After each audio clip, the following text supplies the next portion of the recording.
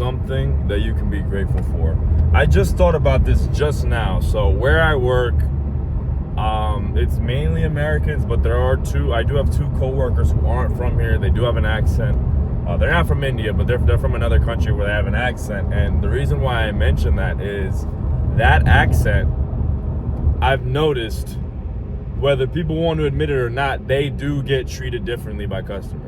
They do. They absolutely do. Customers seem to get more agitated when they speak. Like, they're not necessarily, like, they don't turn violent or anything, but they're definitely not as warm or welcoming as when me or one of my other coworkers who are Americans speak to them.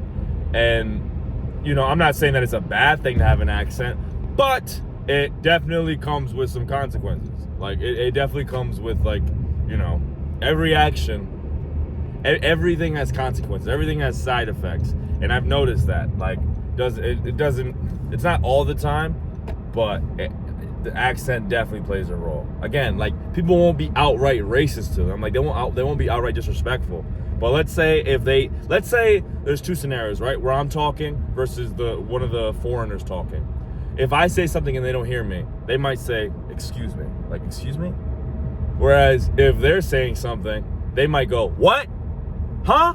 You know, like, it's just like more rude, like less less harmony.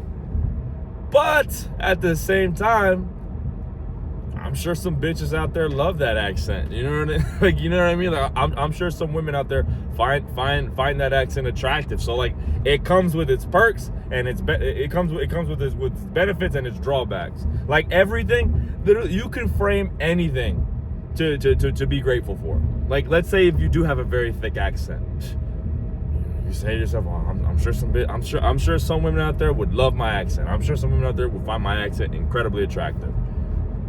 You know, like, you can always flip something and make it a positive. All right, you just have to look hard enough.